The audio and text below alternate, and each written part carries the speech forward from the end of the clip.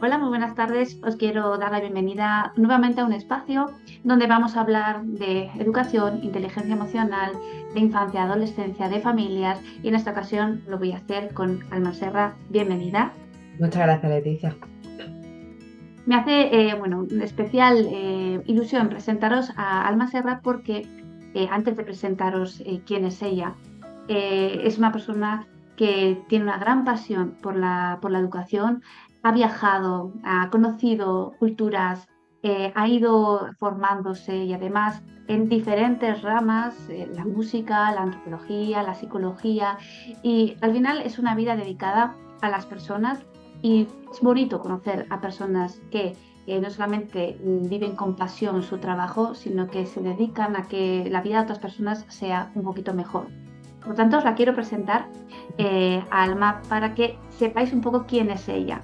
Ella es psicóloga sanitaria, pero como os digo, también es especialista en música y antropóloga. Es experta también en duelo y de esto hoy quiero que hablemos. El tema de los traumas en la infancia, los duelos, cómo llevarlos a cabo para desarrollar o activar esa resiliencia. Ella es presidenta de la Asociación Española de Educación Emocional y Mm. es una asociación de la que yo también me hice miembro hace unos años y ella es la presidenta, la que fundó esta asociación y por eso también os la quiero presentar porque me parece que las personas que tienen iniciativa más allá de su trabajo, de su entorno más cercano, sino que se implican en una asociación que pretende sensibilizar en los buenos tratos a la infancia, en la educación emocional, pues creo que es interesante que podáis conocerla. Y bueno, pues algo más que os quiero contar de ella. También es autora de varios libros y cuentos y uno en concreto que es muy especial, además yo creo que ha recibido un premio, me lo dirás tú, es Sí, un sí. pellizco en la barriga. Quiero que también nos hables de este cuento y en su momento montó un máster de educación emocional en la Universidad Pablo de Olavide y actualmente, bueno, pues si alguien pudiera tener interés en este tipo de formaciones, bueno, pues que sepáis que podéis hablar con ella porque se han creado una serie de variaciones en cuanto a la formación, pero creo que es importante que entendamos que si uno se quiere formar, pues hay opciones de hacerlo de diferentes medios, online, presencial, y que se están haciendo cosas para que los profesionales o cualquier persona interesada pueda tener acceso a la información sobre educación emocional y otros temas también de interés. Bueno, Alma, Qué bien, ya Leticia, gracias por la presentación. Estoy embargada todavía. qué bueno. Bueno, yo una vez que te he dado a conocer, que saber un poquito más de ti, que muchos ya te conocerán, pero bueno, a mí también me interesa que llegues a las personas que todavía no han tenido esa oportunidad. Lo primero que te quiero preguntar es, ¿por qué crear una asociación eh, nacional, no, española, de educación emocional? ¿Por qué? ¿En qué momento? ¿De qué manera? ¿En qué momento dices, bueno, igual esto podría ser interesante, ¿no? Para las personas, ¿no? Cuéntanos. Claro. Mira, yo, como bien has dicho antes, siempre vengo de lo social. Yo vengo de trabajar en la calle, como decía yo. Antes de ser psicóloga, antropóloga, era maestra. Y recuerdo estudiar magisterio y me gustaba mucho por mi familia, por mi educación también, en un colegio muy concreto, ¿no? Con una vocación muy concreta del servicio. Trabajaba con niños, niñas y adolescentes de una zona de Sevilla muy marginal, dentro del Polígono Sur, que se conoce como Las Vegas, que se conoce porque ha salido en televisión, en radio, y llevan muchos años trabajando ahí.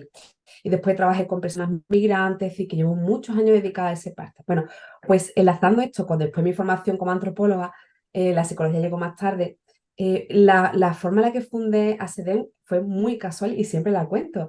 Resulta que estaba preparando una conferencia de uno de mi maestro, Carlos Odriozola, que iba a venir a Sevilla por primera vez, y no quería registrar, solicitar en el Teatro Municipal de mi pueblo, de Mairena de la Jarafe, quería solicitar el Teatro Municipal y no reconocían la cooperativa de trabajo que yo dirigía en su momento, no la reconocían como empresa social. Entonces, dando vueltas a cómo podía solicitar, empecé a pensar, ya lleva tiempo formando a docentes en los centros de formación del profesorado, dando charlas, talleres, pero en su momento se hablaba sobre todo de inteligencia emocional. Se hablaba muchísimo de inteligencia emocional. El concepto de educación emocional todavía, tal y como ahora lo entendemos, no estaba tan instaurado hace ya muchos años. Y pensando en cómo solicitar el espacio, dije, bueno, voy a pensar en una asociación. Y empecé a buscar y dije, no hay ninguna asociación española de educación emocional. No me lo podía creer, no me lo podía creer. Busqué en los registros del Ministerio del Interior en su momento y dije, pues en mi momento voy a unir todo el trabajo que llevo haciendo, toda mi formación y voy a ver qué pasa si creo la primera asociación española, la primera y única asociación española de educación emocional. O sea, de esa forma tan casual me encuentro con un espacio de muchísimas personas en el que he conseguido unir las dos cosas que más me gustan, ¿no? La salud mental, la educación y la enseñanza en general. Así que fíjate, así aterricé en ASDEM. Qué bueno. Además, me imagino que en todo este proceso habrás coincidido con personas, habrás conocido otras y habrás visto que no soy la única. Hay mucha gente que está interesada en estos temas y además es que en la última década hay tantísima evidencia científica que lo sorprendente es que todo esto no tenga como mayor acogida, ¿no? por Sí, parte de la sociedad. totalmente. Mira, acabo de terminar una investigación, una scoping review, se llama una investigación, una revisión sistemática un poquito más flexa sobre la educación emocional como prevención del suicidio infanto-juvenil. Y una de las conclusiones a las que he llegado después de un año, un curso completo investigando, es que hay poca evidencia científica, entiéndeme, dentro de un marco conceptual de la educación emocional. Hay mucho sobre psicología del bienestar, sobre la salud mental, sobre la importancia del programa de prevención de la salud mental, de eso muchísimo. Pero lo que es el marco de la educación emocional como término técnico dentro de la salud mental hay muy poco. Es muy curioso. De hecho, digo, es una de las conclusiones que hemos sacado en el trabajo. Y yo creo que una de las partes por las que ocurre esto, una de las cosas por las que ocurre esto, porque la educación emocional como concepto está poco definido. No hay, bueno, y hay personas, ¿no? que conocemos las dos, que admiramos mucho, Rafael Vizquerra, hay muchas personas que dedican un tiempo, pero que esté reconocido por la academia, que sea un término que se use de forma unánime. No hay de la misma forma que sí lo hay en otros términos en psicología, pero dentro del ámbito de la educación emocional y la pedagogía, la educación emocional entiende la expresión, que sé que me vas a entender, como una especie de saco roto porque no sabemos si se habla de bienestar emocional, de inteligencia emocional, y todo tiene sus matices, pero la educación emocional como tal y como proceso, falta sentarse a pensar, establecer y difundir, porque hay muchas opiniones y todos opinamos y todas opinamos. Entonces es complejo, yo creo que de ahí que sabemos que hay mucha evidencia con respecto al bienestar emocional a nivel psicológico, pero eso llevado al ámbito de la relación educativa en cualquier contexto, hay muy poco, es curioso. Claro, por eso hay mucha confusión y gente que confunde la educación emocional con la educación permisiva y de alguna manera se niegan a Exacto. aplicarla porque entienden que eso es igual a no poner límites, ¿no? Podría ser un Totalmente, poco. totalmente, totalmente. Sí, yo escuché en una ocasión a Rafael Vizquerra en uno de los congresos que vino a Navarra y él decía que, pero en los años 80, él cuando empezaba a pensar que quizás las emociones podían ser tan importantes como todo lo académico, en un momento en el que la sociedad no estaba preparada ni sensibilizada para recibir ese término, él estuvo muchos años en silencio porque se veía solo, porque era difícil hablar del concepto y no existía como tal educación emocional como concepto. Entonces, viendo que él estuvo muchos años en silencio hasta que ya consiguió encontrar o quizás o el valor o la evidencia o la investigación suficiente como para atreverse a decir voy a hablar de educación emocional, pues pasaron unos cuantos años. Con lo cual, si pasaron años hasta que el concepto se pudo crear en el que consideramos hoy en día el padre de la educación emocional, pues yo entiendo que tienen que pasar muchos más años hasta que la sociedad entienda que educación emocional no es igual a educación permisiva, ¿no? Claro, totalmente. Me pasó, es que te estaba escuchando, me estaba acordando perfectamente de un taller que dio un claustro hace ya un par de años, un año y medio. Además, ya porque tenemos bagaje podemos relacionar, ¿no? Hablo de educación emocional, pero hablo de evidencia científica, hablo. Y recuerdo terminar tranquila, explicándolo todo, la importancia de trabajar con el cuerpo, con las emociones, con la parte espiritual, todo. Y un chico recién salido de la carrera, porque era muy joven, me dijo, pero es que lo que yo no entiendo es el interés que tenéis siempre en no poner límites a los niños. Y yo le decía, pero si al revés, o sea, si el primer acto de amor que podemos hacer como docentes, como madres y como padres, es poner límites a nuestros hijos por su seguridad y por su salud mental, lo que pasa es que no es lo mismo poner límites desde el miedo que poner límite de una forma amorosa, cooperativa, comprensiva, compasiva. Es que son efectos completamente diferentes, pero lo que tú dices, la interpretación que se le da es que no se le pone el límite, que somos permisivas, que somos... Y es una pena, la verdad que es una pena, pero también es un gran reto que tenemos ahí. Es un gran reto y además hay que ir cogiendo el relevo, ¿no? Si conocemos personas que han luchado y que han dedicado su vida a investigar para crear ese respaldo científico, ahora nos toca también coger el relevo y decir, bueno, pues entiendo que este es el camino y voy a intentar crear iniciativas que favorezcan que entren los que no están convencidos, ¿no? Es decir, hay quienes estamos convencidas, pero esto no es como la fe que es creer en lo que no se ve, ¿no? Es creer en lo que la ciencia me demuestra que es, ¿no? Entonces, bueno, Claro, es creer que esto es el camino y luego para invitar a que muchas personas puedan entrar hay que tener iniciativa como ha sido la tuya, que ha sido crear una asociación en la que muchos hemos querido, bueno, ser parte de esa iniciativa tuya y luego también ahora desde la asociación se va a crear el primer Congreso de Educación Emocional en Sevilla el 30 de septiembre.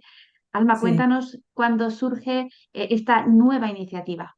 Pues surgió el año pasado de forma casi casual, porque queríamos, precisamente por lo que hemos hablado, Leticia, porque nos hacíamos eco de las personas que formamos parte de la asociación, el poder empezar de una forma un poquito más organizada, unánime, constructiva, cooperativa, empezar a crear ese marco. Llevamos el libro blanco, ¿no? De la educación emocional.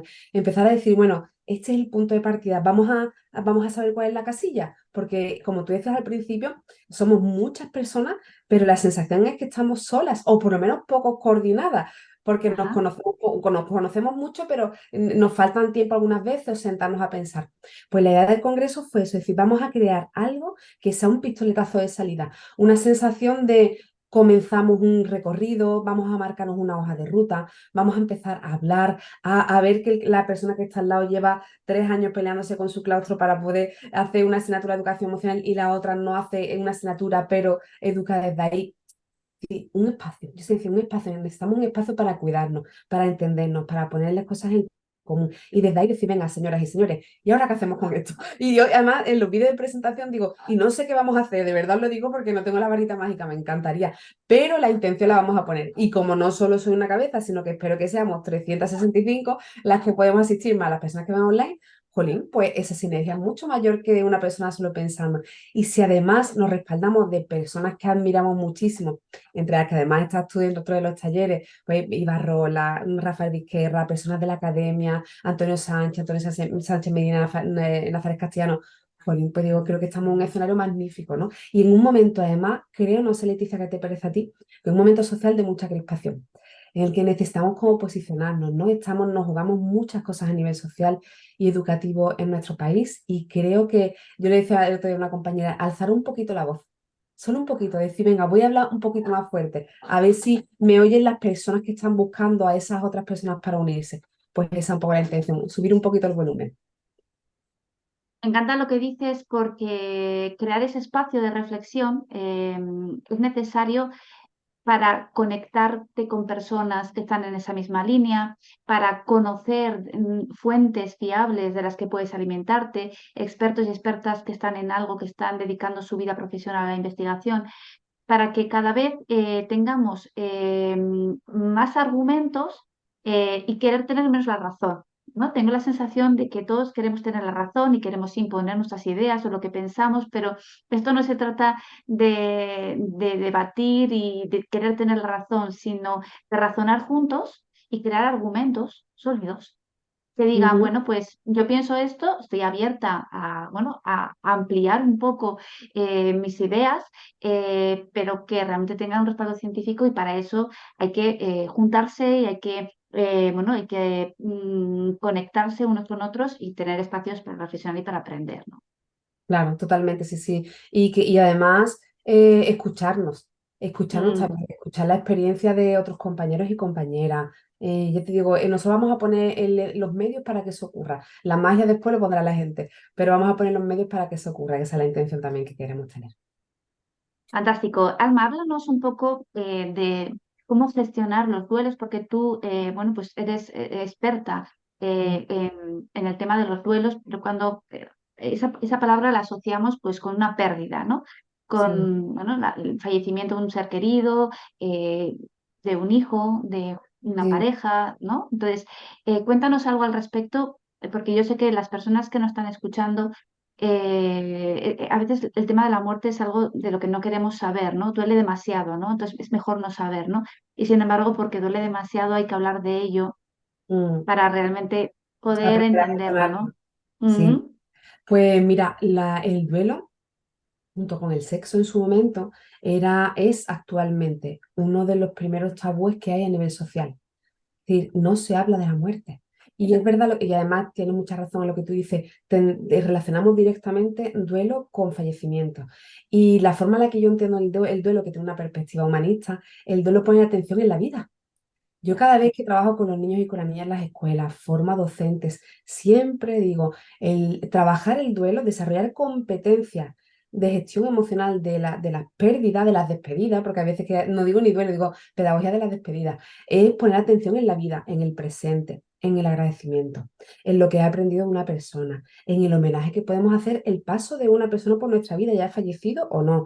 Es decir, es un acto de conciencia tan importante en lo que soy y lo que somos como grupo, un grupo humano, que dista muchísimo, muchísimo de lo que es la muerte en sí. Pero además tenemos que atender la muerte.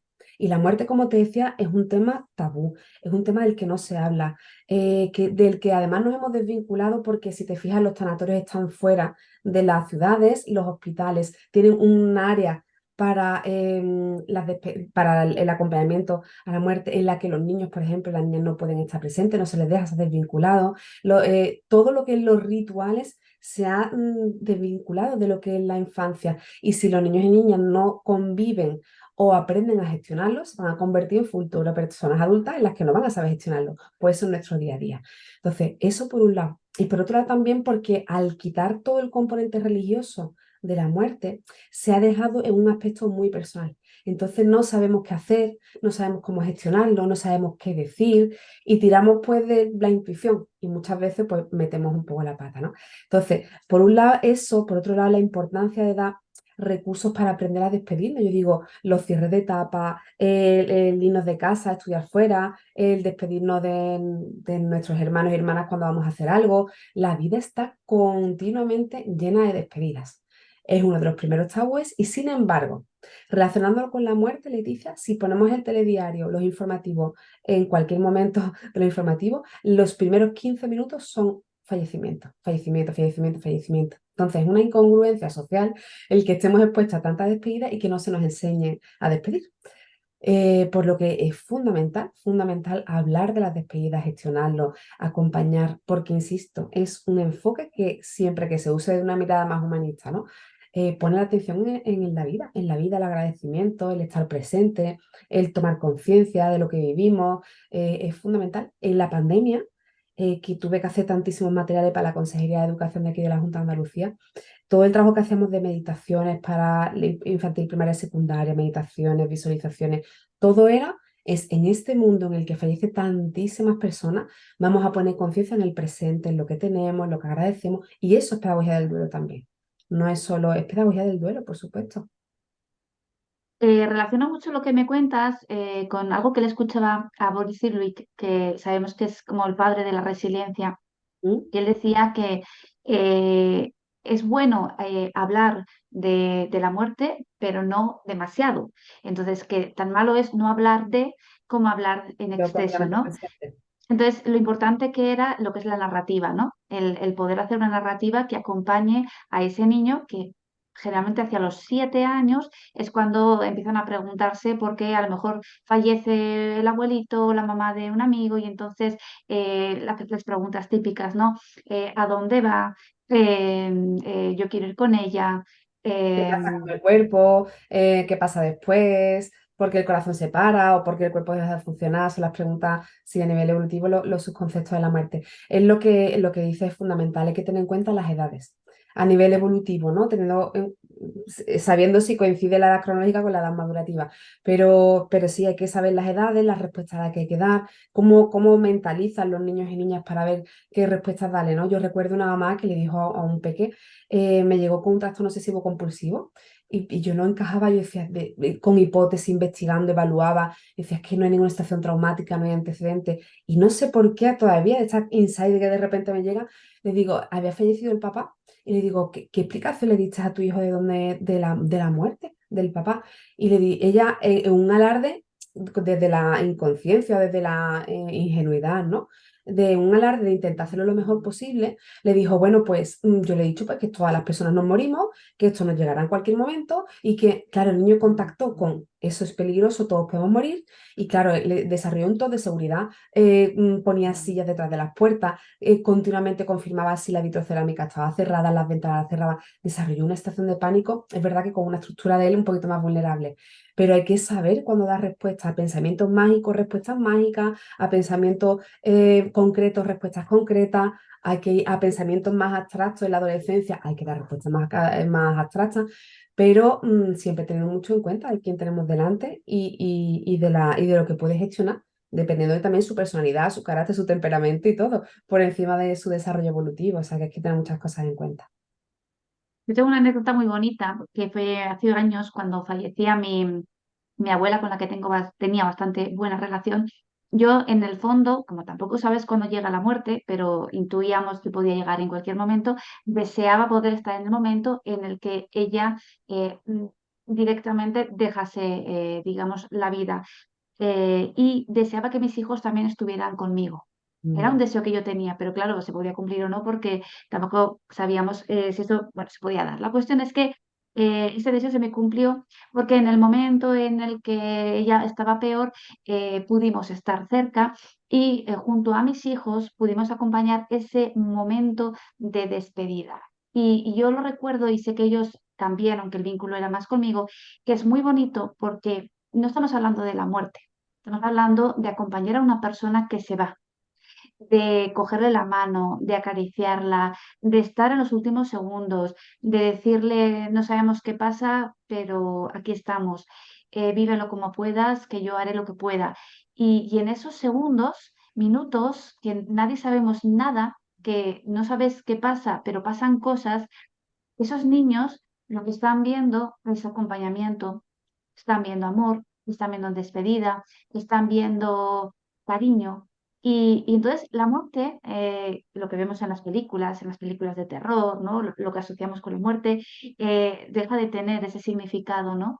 Y hablamos del adiós, ¿no? Del acompañamiento.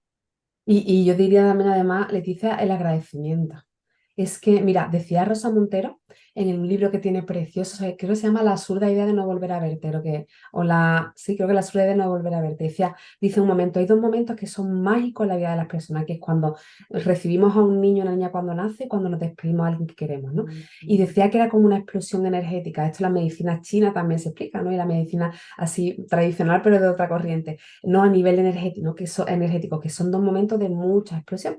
Y poder acompañar a alguien en los últimos momentos, yo siempre digo cantándole, abrazando, acariciando, estando presente con mayúsculas, para los niños y niñas es un acto de amor que no se puede deshacer, o sea, no hay nada más fuerte que eso, porque el agradecimiento junto con el enamoramiento son las dos emociones con la vibración más alta y que más oxitocinas, endorfinas generan. Entonces, un regalazo, le dije, te está escuchando y digo, ay, qué bonito, el poder acompañarlo, ayudarle, que sé que lo hiciste tanto con la presencia como con palabras o sin palabras, de ir mentalizando, ¿no? Lo que están viviendo, lo que estamos haciendo, que yo creo que eso es una competencia tan que pueden aprender de cara a un futuro a gestionar las despedidas, que de verdad me parece un regalo, ¿eh?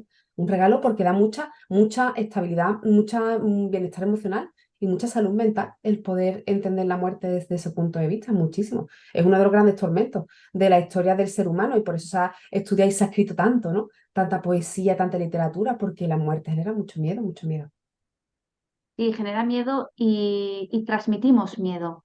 Mm. Y generalmente cuando tú transmites tus inseguridades, tus miedos, los niños al final son como esponjitas. Entonces se van quedando con tus sensaciones y con eso hacen una interpretación, ¿no? De la situación, ¿no? Entonces, también qué difícil es hablar de las cosas que duelen, ¿no? Tú como psicóloga clínica también lo verás, ¿no? Que detrás de muchos traumas o dificultades, ¿no? Hay como, digamos, voces apagadas, ¿no? Totalmente. Bueno, y si nos vamos al ámbito educativo, no te puedes imaginar, vamos, sí sé que te lo imagino porque sé que lo conoces. ¿Cuántos niños y niñas y adolescentes han perdido un papá, una mamá, un hermanito y en el cole no se habla? Y eso ya podemos decir a nivel clínico que estamos fomentando una disociación en toda regla en el menor o la menor, ¿vale? Sí, está el Manuel que fuera de casa ve a una mamá compungida, tiene muchas ganas de llorar, está muy angustiado y que al principio le estaba angustiado, tenía ganas de llorar, pero como nadie le daba permiso en el cole, pues empezó a enterrarlo, a enterrarlo, a enterrarlo. Entonces está el Manuel que fuera es una persona y dentro del cole es completamente otra. Y eso se empieza a estructurar y forma parte de una parte disociativa de él, en el que habrá dos Manueles, el que sea capaz de desconectarse, y esto no ha pasado, y el que Manuel que contacta con eso.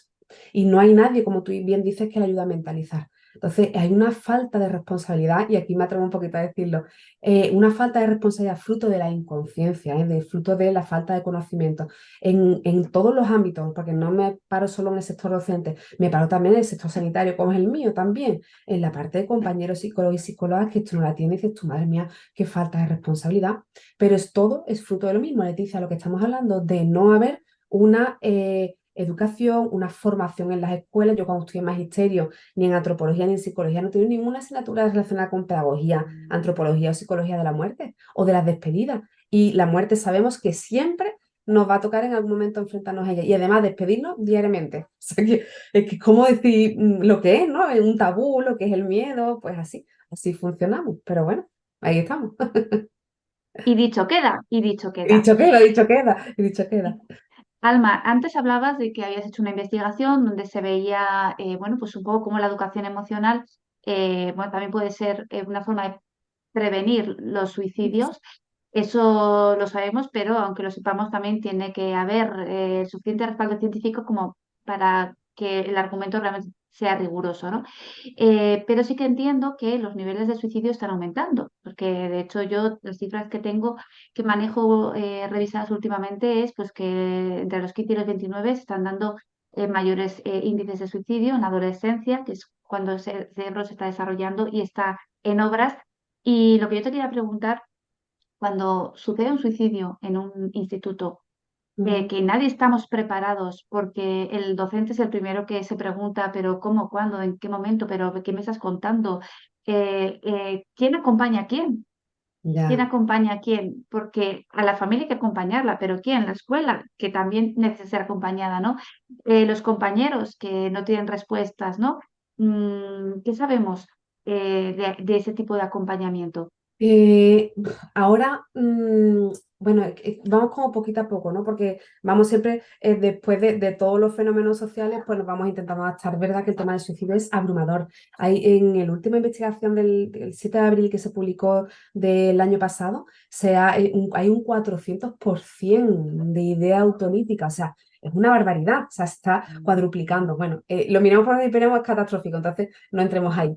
Pero dentro de los protocolos que tenemos de suicidio en las escuelas, que España sigue siendo pionera en la zona donde se va implementando, sí es verdad que parte de la responsabilidad recae en la figura del responsable de bienestar emocional ahora mismo en los centros educativos y por parte de los equipos de orientación, sea de secundaria, el departamento de orientación, los equipos de orientación educativa y todo eso liderado por los equipos directivos. Pero es verdad que no hay, ahora sí empieza a haber más, ¿eh? Ahora yo este año es el primer año que me han empezado a pedir de todos los centros de formación del profesorado, de algunos centros formación, que sé que también tú estás muy implicada, prevención del suicidio, formación en suicidio, trabajo con los mitos, con todo lo que es esta mirada.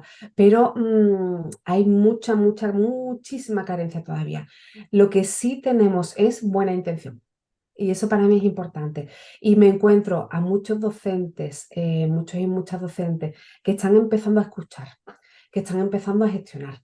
En los momentos en los que ya ha ocurrido el suicidio, tenemos protocolos también de intervención. El último libro, que además es de acceso gratuito, que hemos creado para la Consejería de Educación, que se llama Hacia el agradecido recuerdo, que es un protocolo, es un libro de acompañamiento al duelo infantil juvenil. Hay una parte completa e entera llena para cómo abordar el suicidio, cómo explicarlo, cómo acompañar, cómo y fruto de la triste realidad que tenemos, ¿no? A mí, por mi experiencia, que he acompañado yo no sé cuántos suicidios en adolescentes y algunos en niños y niñas, suele haber en el colegio alguien, y no digo que no tenga por qué ser ni la de orientación, ni, pero algún docente que o le ha tocado de cerca o lo vivió en algún momento, o es más sensible, o es que es el que saca un poquito de fuerza, de flaqueza, para decir, oye, me voy a unir al equipo de orientación y voy a hacer un acompañamiento, ¿no? No me he encontrado hasta ahora, también es verdad que llego hasta donde llego, no me he encontrado hasta ahora en ningún instituto en el que nadie haya querido abordarlo, nadie. Si hay alguien, y después al final la responsabilidad siempre puede caer en el tutor, la tutora o el equipo de orientación. Pero sí es verdad que mi idea, y por la que yo, fíjate, creo, Leticia, por la que no llegué a ser maestra, estuve un tiempo trabajando en las aulas, pero, y también he sido orientadora escolar, pero por lo que no me quedé como maestra en las aulas era para poder hacer este acompañamiento desde fuera, para poder, cuando me llaman, Alma, hemos tenido un suicidio, un asesinato, un parricidio, todo este tipo de cosas, llego y como no estoy metida en el día a día, soy capaz de hacerlo de una forma un poquito más objetiva. Y con el tiempo me he dado cuenta que esa era un poco mi función, ¿no? Es decir, no me quedé en las aulas porque en su momento no lo vi claro y ahora vuelvo a las aulas, pero desde otro lado, ¿no? Acompañando desde fuera. Y hace falta muchísima gente que podamos acompañar desde aquí, es fundamental. Sí, pero al no tener ese vínculo creado, puedes tener como esa coraza que te permite ser más objetiva, ¿no? Estar por Claro. encima del dolor y poder sostener pues, a quien en ese momento solo tiene preguntas y está en negación, ¿no? ¿Y por qué? ¿Y por qué? ¿Y por qué? ¿No?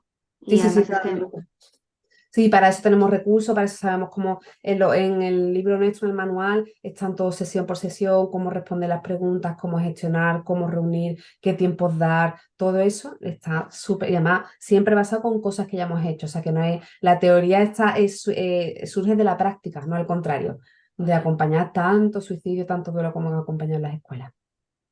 entiendo, es un tema delicado. Por ir un poco avanzando con la entrevista, hay bueno, un debate que teníamos en el grupo que tenemos la asociación sobre las asignaturas de educación emocional en España, pues qué comunidades tienen la asignatura, hay comunidades que no la tienen, pero hay profesores docentes que de forma personal están queriendo impartir la asignatura. Entonces, ¿cómo está esta situación ahora mismo? Que las 17 comunidades que tenemos solamente está una con la asignatura, digamos, implantada desde el currículum, que es Canarias, pero aparte conocemos, bueno, experiencias, hay colegios concretos, docentes concretos que, pues bueno, pues están haciendo ahí también, ¿no? Lo que pueden, ¿no? Con esa iniciativa personal, ¿no? Sí, bueno, yo fíjate, yo digo que las asignaturas de educación emocional son las poquitas que hay, pero hay, ¿eh? En Sevilla ahí ya hay varios colegios que lo están, bastante colegios que lo están haciendo, y en secundaria también. Para mí es lo que debería ser una tutoría en su momento, una tutoría que está enfocada a eso, a acompañar. A mí me gusta mucho usar, Leticia, el símil es que son términos que cambian dependiendo de la jerga que tengamos. Aquí en Andalucía, a los árboles que están doblándose, se les pone un palo al lado con una brida, ¿no? Y eso aquí se llama un tutor, se llama tutor o guía. Entonces, para mí las tutorías, el sentido que tiene es gestionar. Gestionar el día a día es salirme del currículum más instrumental para ver cómo estáis, cómo os va, cómo, ese es lo bonito de la maestría, de los maestros y maestras, y por supuesto también en secundaria. Pero se ha ido perdiendo en muchas otras cosas que ha perdido el sentido, ¿no? Y también porque los docentes y las docentes no tienen formación. Yo entiendo que no es fácil. A mí me piden que dé una clase de chino o de alemán o de francés, vamos, y no tengo formación ni suficiente ni formación. Es decir, que no me sale de forma natural, no podría explicar, dar una asignatura de física, de química, de otras asignaturas de lengua, si son porque soy más de esa área, si no tengo formación. Entonces, estamos exponiendo a docentes a llevar determinadas asignaturas para los que no tienen formación y formación personal, trabajo personal. Y puede pasar lo que me ha pasado. Tengo en consulta a una adolescente que está amargada con la asignatura de educación emocional porque estudia el emocionario, la definición de las asignaturas, o sea, de las emociones, y es tremendo. Digo, madre mía, van a tener hasta de cogerle manía. Y otra cosa que yo siempre digo, Leticia, y que esto para mí es importante, lo digo en todas las formaciones, la educación emocional siempre ha existido. Y eso lo diré siempre. Decirle a una niña que no va a ser nada en la vida, decirle a un niño que llorar es malo, decirle a una niña que ella que tiene que cruzar las penas para hablar y ser como, portarse como una señorita, decirle todo eso es educación emocional. Siempre, si es que si algo caracteriza a los seres humanos con respecto a otros mamíferos, es que somos emocionales y vinculamos y vivimos en tribu, en manada, y reflexionamos sobre lo que sentimos, que es la diferencia más grande, ¿no? Entonces, para mí la educación emocional, tal y como se habla ahora, es una nueva corriente dentro de esta forma de educar. La educación emocional va a seguir, solo que ahora nosotras, y cuando digo nosotras, es a SEDEM y las personas que se unan, que espero que sean muchas, lo que estamos es posicionándonos. Diciendo, perdona, es que no queremos esa educación emocional en la que generamos miedo, trauma y problemas de salud mental. Queremos una educación emocional en la que podamos atender nuestras necesidades y tener un concepto de grupo, de colectivo y tener conciencia social. Entonces, eso, Sí. para eso, perdóname, que me encanta, para eso no hacen falta solo asignaturas, un estar en el aula. Podemos Mm. tener una escuela con una asignatura top 10 y después ser unos cavernícolas a nivel de educación emocional, de gestión emocional en el resto del cole. Entonces, tenemos que encontrar un equilibrio que si no somos cavernícolas, hablando de forma cariñosa, y si tenemos conciencia y encima es una asignatura, chapó, estamos generando un espacio para hablar de eso, pero que no por el hecho de una asignatura nos exime de responsabilidad con respecto al 24/7, como dicen los adolescentes, de estar educando a niños y niñas en todo, un recreo, un aula matinal, en un día a día, en un respeto del día a día, ¿no? Sí, entiendo que lo que quieres decir es que una cosa son los contenidos, que puedes estar más o menos capacitado para transmitirlos, pero claro, salimos a veces de la clase de educación emocional o de la tutoría, ¿no? Hay un conflicto y la forma en la que se gestiona ese conflicto carece de mucha regulación emocional por parte del Exactamente, docente. sí, sí, sí, sí, sí, totalmente, totalmente, sí, Sí, sí, sí. sí, lo Es entiendo. Mira, otro día le comentaba a mi hijo ya adolescente de casi 17 años que había visto unas chapas en los Sanfermines de Pamplona con unos mensajes, unos eslogan pues, que no se pueden ni nombrar, ¿no? ya. Y entonces yo le comentaba, ¿no? Pues fíjate, estas chapas que la gente compra, que se las pone aquí y tienen semejantes mensajes, ¿no? Compartiendo con él un poquito la reflexión. Y él me contestó, sí, ya las he visto, pero también hay otras chapas que tienen estos otros mensajes y ese es el que yo me he comprado. Algo Mm, así era un poco la conversación, ¿no? Entonces, me hizo pensar por qué, claro, yo quería compartir con él pues una reflexión de, pues, fíjate, ponen a la venta este tipo de chapas con estos mensajes que, bueno, van en contra de las relaciones saludables y, bueno, pues algo así como, pues fíjate, pues hay que tener cuidado, esto y lo otro, pues bueno, un poco esa labor de madre que a veces tenemos, ¿no? Y él, de alguna manera, me dijo, estate tranquila, que ya las he visto, pero yo he elegido esto otro para mí. Y me gustó porque me dio una lección. La lección que parece ser que yo le quería dar a él, me la dio él a mí. Y habló de lo que es autonomía, lo que es toma de decisiones, lo que es seleccionar entre todo lo que hay, lo que sé que es bueno para mí. Y me gustó, porque hay veces que tenemos también que dejar, ¿no? Que ellos tomen decisiones. Ya hemos hecho una labor de sensibilización, de reflexión, y hay todo tipo de contenido a su alrededor, a su alcance, ¿no? Ellos van a tener que tomar decisiones y esas decisiones, pues vamos a poder influir en ellas, pero hay que confiar, ¿no? Esa parte también que tiene que ser nuestra, de nuestro duelo, ¿no? totalmente, sí, sí, De sí, sí, soltar, soltar a los hijos, totalmente. ¿no?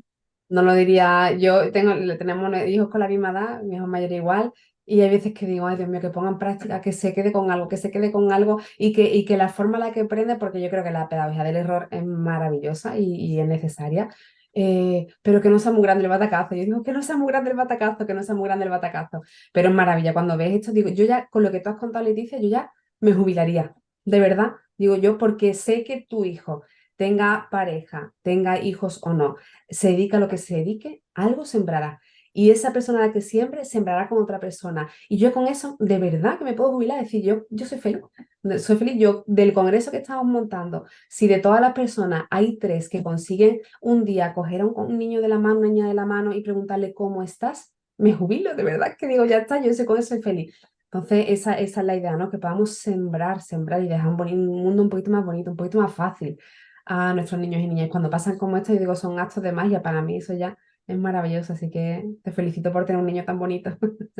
Gracias. Sí, cuando era más pequeño tuve que escuchar cosas como los estás malcriando, Ya, le dejas con todo. Y yo siempre pensaba, no sé cómo lo voy a hacer, pero sé que lo quiero hacer bien. Entonces, quiero aprender, pero el juicio muchas veces no te permite porque no siempre tienes la confianza suficiente. Cuando estás aprendiendo algo, no tienes la confianza suficiente claro, que desarrollas cuando ya lo has aprendido. Porque ahora mismo yo estoy mucho más segura, más convencida, ¿no? Me claro. siento más fuerte y entonces, claro, haría muchas cosas ahora, claro, diferentes, ¿no? Como las hice en su momento. Pero hay que dejar que también la gente aprenda equivocándose sin juzgar tanto y en todo caso ofreciendo ayuda, ¿no? Oye, si necesitas mi ayuda, aquí la tienes, ¿no? En lugar de juzgarte por cómo lo estás haciendo.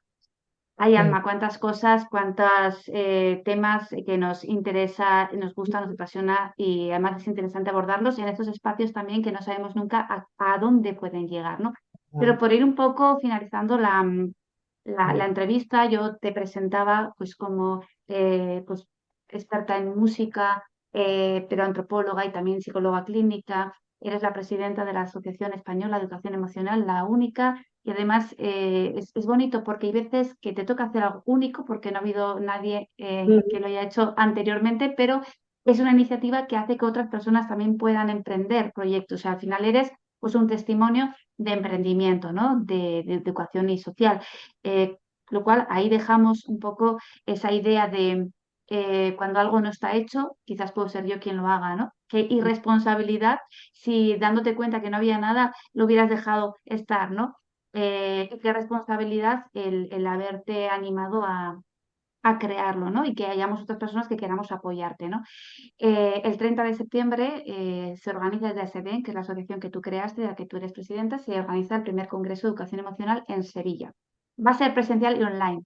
Y va a estar abierto a que cualquier persona que tenga interés en aprender se pueda acercar. A la información la van a encontrar en la web que yo pondré para quien quiera más de estos temas que estamos abordando. Y habéis invitado a personas que son referentes en España, ¿no? Desde Rafael Vizquerra, Begoña Ibarrola, Nazaret Castellanos, ¿no? Y bueno, otras personas que van a poder conocer en el programa.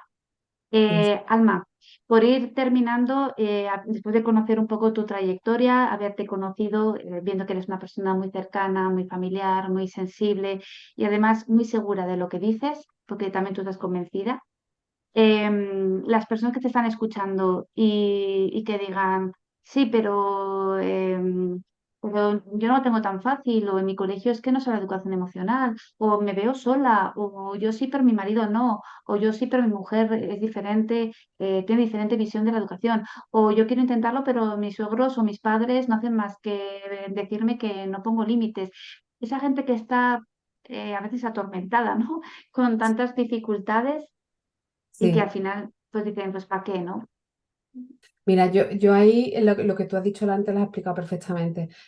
Yo creo que hace unos años, cuando iba al CEP, a los Centros de Formación del Profesor a formar, y venía Alma Serra a la educación emocional, yo después derivando educación emocional y cosas como más clínicas, ¿no? Pero yo creo que me imaginaban como alguien que me aparece vestida de blanco con trenza, plumas, levitando. Digo, no sé quién se pensaba que viene. Y claro, cuando yo empezaba a hablar de neurociencia, antropología, de cultura, de claro, la gente se ha quedado como diciendo, ostras, que la educación emocional no es esa cosa que hablan en la que tenemos que solo no poner límites y lo único que hacemos es abrazar, lo único que hacemos, no, la educación emocional hay que sostener, tiene un rigor, tiene un planteamiento, tiene un posicionamiento social y cultural, entonces yo le diría a las personas que están tan desesperadas como hemos estado nosotras en algún momento, seguro, que primero aguantar sin pelear en exceso, es decir, porque cuando entramos confrontando la gente no nos escucha.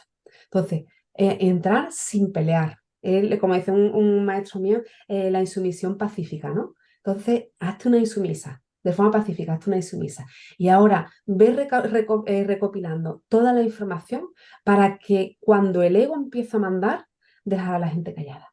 no porque es que esto, no porque es que esto, y si no, no te preocupes. Y eso, a mí por eso en la Farebe Castellano me gusta mucho. Ahora, porque ella está dando todo el aval científico a los abrazos, al baile, en grupo, a la importancia de la regulación de los docentes de cara a la regulación del alumnado. Está dando tanto de aval científico a cosas que llevamos diciendo muchísimo tiempo que ya podemos constatarlo cada vez con más rigor. Entonces, esperanza, insumisión pacífica y formación, ¿vale? Y dentro de la formación personal, para aprender también a dejar de oír a las personas que hacen ruido, y también profesional, ¿no? Técnica.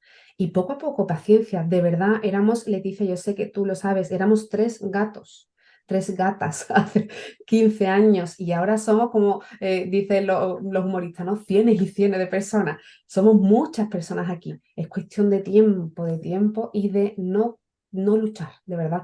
Luchar pero desde el silencio, desde la parte más de la paz, de verdad. Siempre digo, espera que llegará, pero posicionaros, espera que llegará, pero posicionaros, ¿no?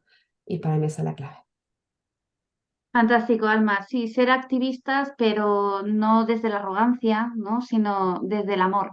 Y Exacto. eso te permite, desde la seguridad que tú tienes, estar convencida, pero no pretender convencer.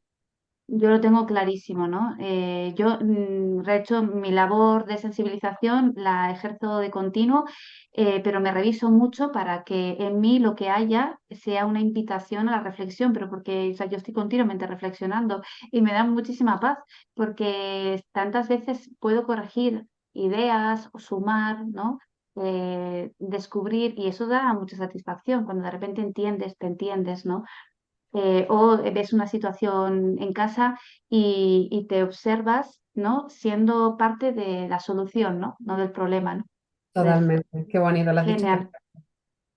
Me encanta. Bueno, pues las personas que nos estáis escuchando, que habéis escuchado a Alma Serra, que sabéis que ella ha creado la Asociación ASEDEN, si a alguien le parece tan interesante como a mí en su momento, yo vi la asociación y realmente yo no os conocía y tampoco sabía lo que hacíais, tampoco veía mucho movimiento, porque yo creo que era el comienzo, pero no me importó. Pensé que tenía que apoyar tanto la de Rafael Vizquerra, que es la RIE, la Bien, Red Internacional de Educación Emocional y Bienestar, y la vuestra. Y entonces yo pensé, bueno, pues los que estamos en algo, tenemos que apoyar a los que están en algo.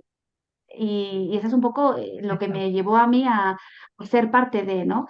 Luego hemos pasado una pandemia, hemos salido de la pandemia y ahora estamos todos con ganas de hacer muchas más cosas, ¿no? Y ahora será cuando todo coja más fuerza, ¿no? Pero bueno, si alguien quiere apoyar la asociación, puede hacerlo, ¿verdad? ¿Cuáles son las Por supuesto, formas que pues tiene? puedes escribirnos a través de la página web, ¿vale? O ponerse a través del contacto, a través del correo en todas nuestras redes sociales, info@congresoeducacionemocional.es, hola asociacionaseden.org, y ahí estamos disponibles y con mucha ilusión porque además tenemos una familia cada vez más grande y más bonita. O sea y no tenéis por qué ser docentes, que eso sí es importante decirlo, Leticia, porque además, de hecho, tú y yo ahora mismo no estamos directamente en la docencia y estamos aquí hincando el codo, pero podéis ser simpatizantes, familiares, desde la pedagogía, la psicología, sociología, el trabajo social, la educación social, la enfermería, que también hace falta, desde la medicina, ¿no? Estamos abiertas de verdad con el corazón en la mano para que podáis venir y podamos caminar juntas. Qué bueno. Yo soy de la opinión de que todas las personas tendríamos que estar apoyando alguna asociación, la que sea. Mm, Si tú tienes un familiar que tiene una enfermedad, pues la asociación de esa enfermedad que está Totalmente. luchando por la investigación. Cualquier asociación de cualquier temática que tú la estés viviendo, o un familiar, apoyar, porque de esa manera todos estaremos apoyando alguna asociación y eso permitirá que los que están en la asociación puedan crecer, ¿no? Y además Totalmente. de forma muy, digamos, colectiva, ¿no? Ser parte de, y cuando eres parte de algo que va creciendo, también como que tu vida cobra un cierto sentido, ¿no? Claro. Y necesitamos ese ikigai, esa razón de ser para Mm, que nuestra vida también tenga pues un significado, ¿no? Y que lo que mm. hagamos pues haga bien a otras personas. Genial, Alma. Los que te quieran también conocer, voy a dejar tus redes sociales y tu página web para que puedan ver todo lo que has hecho, tus materiales, tus cuentos, también tienes un cojín muy bonito, con Mm, distintas emociones. Carta, digo, a falta de creatividad no será por falta de creatividad, vamos. No, está claro, está claro. Entonces me parece que es muy bonito. Yo os presento a personas que creo que están haciendo una gran labor y además de las que podemos aprender o por lo menos podemos inspirar, ¿no? Porque también es bonito conocer gente que te inspira con sus vidas, ¿no? Con sus decisiones y demás. Así que, como os digo, Alma Serra, músico, antropóloga, psicóloga clínica, presidenta de la SEDEN, ahora un poco al frente del primer Congreso de Educación Emocional que se va a hacer en Sevilla el 30 de septiembre. Bueno, su trayectoria es amplia, has hecho muchas cosas, pero Ujú. ahora estás en ese momento también de, bueno, de apostar pues, por la educación emocional, puesto que dedicándote a la psicología clínica, pues has comprobado que hay una Claro, relación sí, estrecha entre la educación emocional y la salud mental. Eso totalmente. no hay duda. Bueno, pues muchísimas gracias, Gracias, Alma. Y Leticia. por último, ¿me quieres recomendar un libro? Eh, ¿Quieres recomendarnos algo que te parece que sea interesante de leer? Pues mira, ¿puedo recomendar una canción? Dale. Mira, ayer estaba precisamente en la parte de música, estaba cantando con unos amigos y cantaba la canción de Caminante, bueno, la poesía, ¿no? De Machado, de Caminante no hay camino, se hace camino al andar. Pues, y escuchaba la letra, cerré los ojos, escuchaba la letra. Digo, ay, esto es lo que me hace falta ahora. Y es lo que me gustaría decir a las personas que nos oyen, ¿no? Que se hace camino al andar, que perseveremos, que tenemos que estar donde tenemos que estar. Y con eso me gustaría, ¿no? Transmitir. Bueno, Sevilla y Navarra. Creo que es evidente en los acentos que tenemos que estamos de punta a punta. Digo, totalmente. Pero cuando te une una pasión, pues las cosas se dan para que podamos encontrar unas personas que compartimos temas en común. Así que te despido, Alma Serra, Gracias, muchísimas Leticia. gracias. Seguimos en contacto y espero que las personas que habéis estado siguiendo esta entrevista la hayáis disfrutado. eh, os hayáis sentido bien con algo de lo que aquí se ha dicho y si algo de lo que has escuchado te ha gustado, ha conectado contigo y quieres compartirlo con alguien que está cerca, hazlo porque será un regalo para esa persona. Gracias, hasta otra.